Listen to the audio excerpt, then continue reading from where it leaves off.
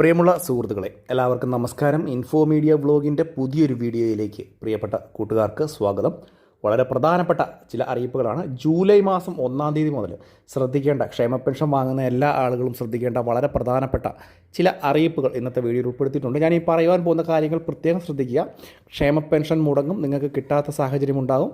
മാത്രവുമല്ല, നിങ്ങളിൽ ഈ ഒരു ആനുകൂല്യത്തിന് അർഹതയില്ലാത്ത ആളുകൾ തീർച്ചയായിട്ടും പുറത്താക്കപ്പെടും.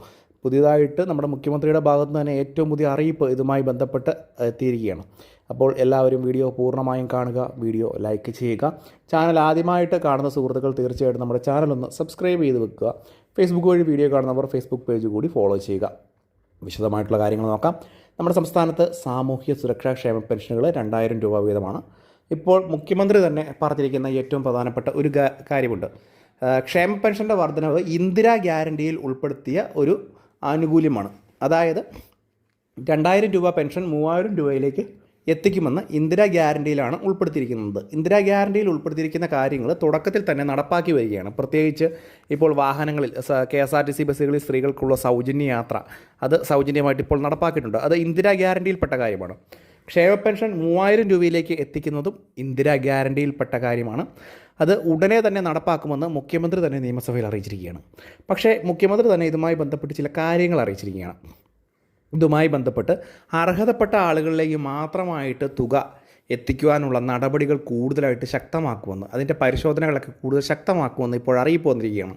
ഇപ്പോൾ മുൻപ് AC ഉള്ള വീടുകളിൽ പെൻഷൻ തുക ലഭിക്കത്തില്ലായിരുന്നു. പക്ഷേ ഇനിയുള്ള സമയത്ത് ഒരുപക്ഷെ AC ഉള്ള വീടുകളിൽ എന്തെങ്കിലും വയ്യാഴികയായി കിടക്കുന്ന ആളുകൾക്ക് ഒരുപക്ഷെ AC വെച്ച് കൊടുത്ത് അവർക്കുള്ള ആനുകൂല്യങ്ങൾ മുടങ്ങിപ്പോകാത്ത രീതിയിൽ പെൻഷൻ തുക കിട്ടത്തക്ക രീതിയിൽ തന്നെയായിരിക്കും. ആ ഒരു AC ഉണ്ട് എന്നുള്ള പേരിൽ പെൻഷൻ ഇനി ആർക്കും മുടങ്ങുന്നില്ലാത്ത സാഹചര്യം വരും.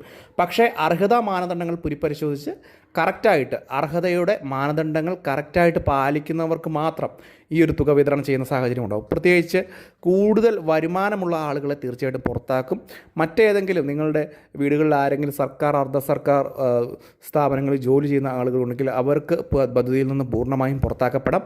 കൂടാതെ 10,000 രൂപയ്ക്ക് മുകളിൽ പെൻഷൻ വാങ്ങുന്ന ആളുകൾ നിങ്ങളുടെ വീടുകളിലുണ്ടെങ്കിൽ 1200 സ്ക്വയർ ഫീറ്റിന് മുകളിൽ ഉള്ള വീട് ഉള്ള ആളുകൾ, 4 ചക്ര വാഹനങ്ങളൊക്കെ കൂടുതലായിട്ട് ഉള്ള ആളുകൾ, ഇവരെ എല്ലാവരെയും തന്നെ പദ്ധതിയിൽ നിന്ന് പുറത്താക്കും. പിന്നെ മുൻപ് പെൻഷൻ വാങ്ങാൻ അർഹതയുള്ള ആളുകൾ, പക്ഷേ ഇപ്പോൾ ജീവിത നിലവാരം ഉയർന്നതിനെ തുടർന്ന് അവർ ഇപ്പോഴും ഈ ഒരു ആനുകൂല്യം കൈപ്പറ്റുന്നുണ്ടെങ്കിൽ അവരെ പരിശോധനയിൽ നിന്ന് പുറത്താക്കും. പരിശോധനയിലൂടെ പുറത്താക്കി അവർക്ക് പെൻഷൻ ഇല്ലാത്ത അവസ്ഥ വരും.